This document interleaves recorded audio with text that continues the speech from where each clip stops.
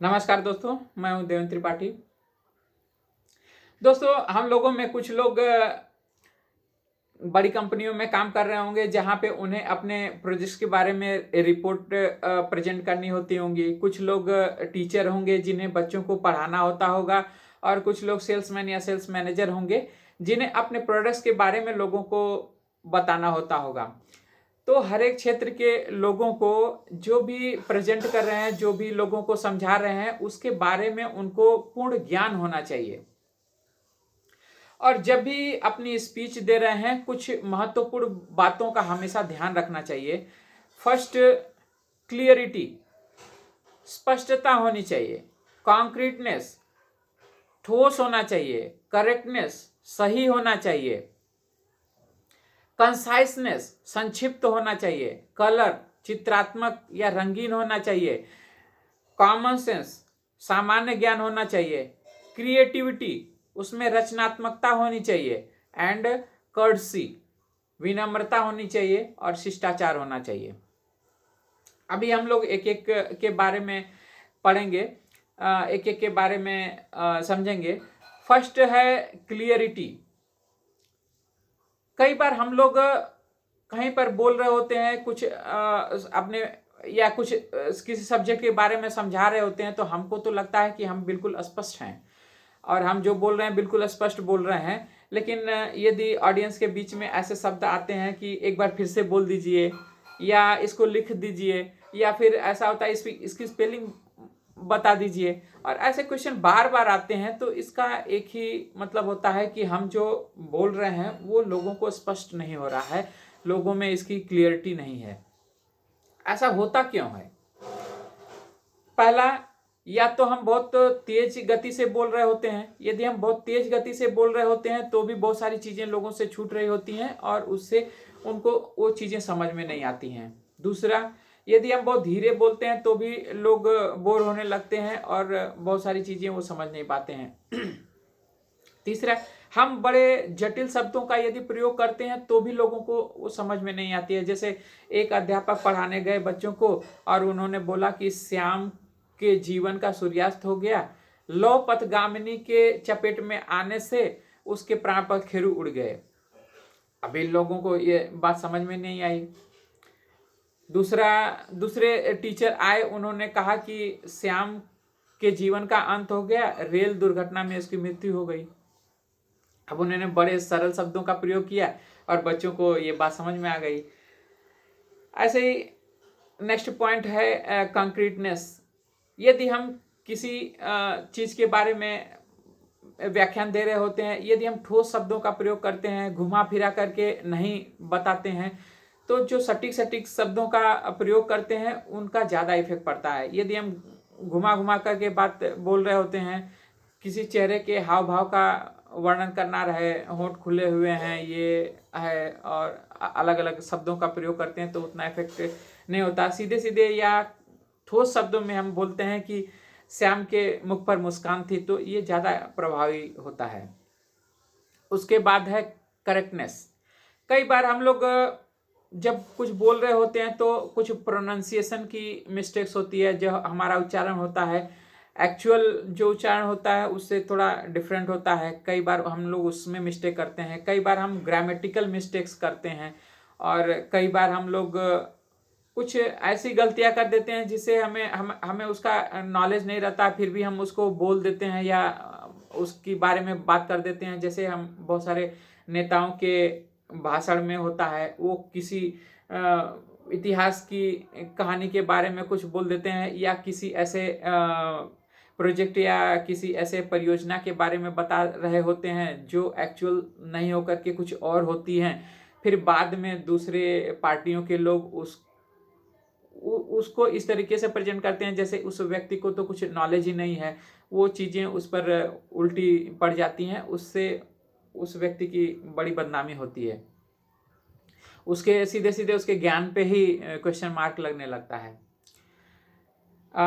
उसके बाद आता है कंसाइसनेस, संक्षिप्तता। हमारे आजकल के नेताओं से सीखना चाहिए। जब भी उनको माइक मिल जाती है तो वो बोलने लग जाते हैं और रुकते ही नहीं हैं। उनको फिर बोलना पड़ता है रुकने के लिए। तो हम यदि महापुरुषों की बात करते हैं तो बहुत सारे ऐसे महापुरुष हुए हैं जिन्होंने छोटे छोटे सेंटेंस बोल करके बहुत प्रभावी प्रभाव छोड़ा लोगों के बीच में। बहुत ही उनका जो शब्द रहे उन लोगों के बीच में गहरा प्रभाव रहा। जैसे सुभाष चंद्र बोस ने बोला, तुम मुझे खून दो मैं तुम्हें आज़ादी दूंगा। महात्मा गांधी ने बोला, अंग्रेजों भारत छोड़ो, करो या मरो। ऐसे बहुत सारे स्लोगन्स दिए। और लाल बहादुर शास्त्री ने दिया, जय जवान जय किसान।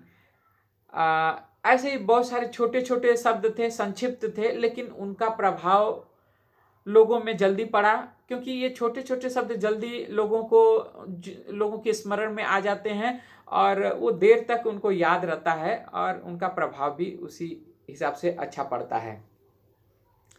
इसके बाद में कलर। जैसे कोई दुर्घटना हो जाती है तो कई बार लोग कहते हैं कि कई बार दुर्घटनाएं हो जाती हैं, लेकिन कुछ लोग सूझबूझ से अपने जीवन की रक्षा कर लेते हैं। और हमें भी सीखना चाहिए कि ऐसी दुर्घटनाओं के समय में कैसे सूझबूझ से कार्य किया जाए और जीवन की रक्षा कर ली जाए। ये एक सामान्य तरीके से प्रेजेंट करने का तरीका हुआ, लेकिन इसी को चित्रात्मक ढंग से कैसे करेंगे। एक व्यक्ति जा रहा होता है, वो देखता है कि एक कार उसके सामने ही पलट जाती है और उसमें सवार जितने लोग हैं उसमें जो ड्राइवर है वो व्यक्ति निकलता है गाड़ी से, अपने परिवार के अन्य जनों को निकालता है, लेकिन वो देखता है कि उनका जो छोटा बच्चा है वो बेहोश सा पड़ा हुआ है। वो तुरंत ही उसको मुख में कृत्रिम सांस देता है, चेहरे पे बार बार दबाता है और फिर से कृत्रिम सांस देता है, चेस्ट को बार बार दबाता है। तो इस तरीके से वो थोड़ी देर में बच्चा होश में आ जाता है। तो ये एक जो चित्रात्मक प्रेजेंटेशन हुआ, इसकी वजह से अलग इफेक्ट पड़ता है। सूझबूझ से हमको ये कार्य करना चाहिए, लेकिन वो सूझबूझ कैसी है? हाँ, सूझबूझ तो है, लेकिन वो कैसे, क्या सूझबूझ आएगी, वो एक चित्रात्मक ढंग से लोगों को समझ में आ गया कि इस तरीके से ये क्रियाएं करेंगे तो हम बचा सकते हैं। और यदि ऐसी स्थिति हमारे सामने आए तो हम कैसे आएंगे, हम कैसे उसको हैंडल करेंगे, वो उनको थोड़ा बेटर समझ में आई। इसके बाद कॉमन सेंस आता है। कई बार हम कहीं पे वक्तव्य देने के लिए जाते हैं, कहीं पे स्पीच देने के लिए जाते हैं और हमें वो किस फील्ड के लोग हैं, क्या काम करते हैं, उसके बारे में यदि नहीं पता है तो ये हमारे लिए उतना अच्छा नहीं रहता है। ऐसे एक समाज सेवी थे जिनको डॉक्टरों के एक सम्मेलन में बुलाया गया था। वो समाज सेवी थे तो बहुत सारी समाज की बुराइयों के बारे में बोला करते थे और वहाँ आने के बाद में भी वो चिकित्सा क्षेत्र में प्राइवेटाइजेशन और निजी प्रैक्टिसेस, इन सब चीज़ों के बारे में लगे बोलने। डॉक्टर धीरे धीरे असहज होने लगे, लेकिन वो बोले ही जा रहे हैं और एक एक करके एक एक आलोचना किए जा रहे हैं। अब डॉक्टर इतने असहज हो गए कि उनको ज़बरदस्ती स्टेज से नीचे उतारा गया। और इसके बारे में यही कहा जा सकता है कि उन्हें कॉमन सेंस की कमी थी। किस ऑडियंस को कैसा भाषण देना है वो उनको ज्ञान नहीं था। क्रिएटिविटी। कई बार हम अपने स्पीच में क्रिएटिविटी लाते हैं तो लोगों को ज़्यादा इफेक्ट पड़ता है, लोगों से हम ज़्यादा बेटर कनेक्ट हो पाते हैं, लोगों को अपनी बातें अच्छी तरीके से समझा पाते हैं। जैसे एक बार एक चुंबन पर व्याख्यान देना था, बहुत सारे लोग आए बोलने के लिए, लेकिन ऐसा विषय था जिसमें लोगों को उतने अच्छे शब्द नहीं मिल पा रहे थे, वैसे सेंटेंस नहीं बना पा रहे थे और बहुत सारे लोग थे जो अच्छी तरीके से अपने को समझा पाने में असफल रहे। फिर एक व्यक्ति आया, एक बच्चा आता है अपने को रिप्रेजेंट करने के लिए, अपने को स्पीच देने के लिए। वो कुछ चित्र लेकर के आता है और अपने भाषण की शुरुआत करता है और बोलता है कि एक भौतिक शास्त्र के व्यक्ति के हिसाब से चुंबन दो होंठों का एक दूसरे से मिलना होता है। एक रसायन शास्त्र के व्यक्ति के हिसाब से चुंबन में रसों का एक दूसरे में मिश्रण होता है। और एक दंत चिकित्सक के हिसाब से चुंबन में कुछ बैक्टीरिया एक दूसरे में संक्रमित होते हैं, जिससे दांतों को नुकसान हो सकता है। एक अर्थशास्त्री के हिसाब से एक व्यक्ति का दूसरे को दिया गया चुम्बन के रिटर्न में यदि उसको फिर से चुम्बन मिलता है तो इसमें खुशी दुगनी हो जाती है। इस तरीके से उसने जब इस चीज़ों का इतने कॉम्प्लेक्स टॉपिक को भी उसने बड़े रचनात्मक ढंग से प्रेजेंट किया और लोग उसकी बहुत तारीफ किए। अंत में जो 8C है वो है कर्सी, मतलब विनम्रता या शिष्टाचार। एक बार एक मोटिवेशनल स्पीकर कम राइटर एक पार्टी में गए हुए थे। वहाँ पर उनको एक महिला उनके बगल की सीट पे बैठी हुई थी और उनसे बात करना शुरू की और वो कंटिन्यूअस बोले ही जा रही थी। अभी बीच में उठ के जाना भी उनको असभ्य सा लगा, उनको अशिष्ट सा व्यवहार लगा कि वो बीच में उठ के जाएंगे तो भी ये अच्छा नहीं होता है। तो वो भी उसकी बातों को सुनते रहे और जब पार्टी ख़त्म हुई तब जब वो चलने लगे तो उस महिला ने उनसे कहा कि आप बहुत अच्छे वक्ता हैं। अब उन्हें अंदर से तो बड़ा बुरा महसूस हुआ कि 2 घंटे तक ये मुझसे बोलती रही, मुझे एक भी मौका नहीं दिया बोलने का और अब मुझे बोल रही कि आप अच्छे वक्ता हैं। तब उन्होंने अपनी अंदर में क्रोध को अंदर ही छिपा करके उन्होंने उसी की भाषा में जवाब दिया कि मैडम आप भी बहुत अच्छी श्रोता हैं।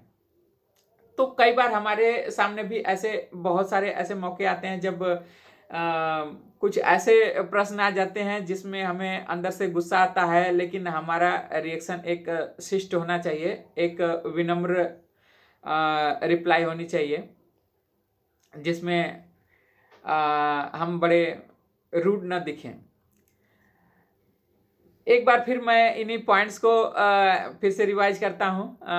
क्लियरिटी, स्पष्ट होना चाहिए, जो हमें अपनी स्पीच में ध्यान रखना है। फर्स्ट क्लियरिटी, स्पष्टता। सेकंड कंक्रीटनेस, ठोस। करेक्टनेस, सत्यता या सहीपन होना चाहिए। कंसाइसनेस, संक्षिप्तता होनी चाहिए।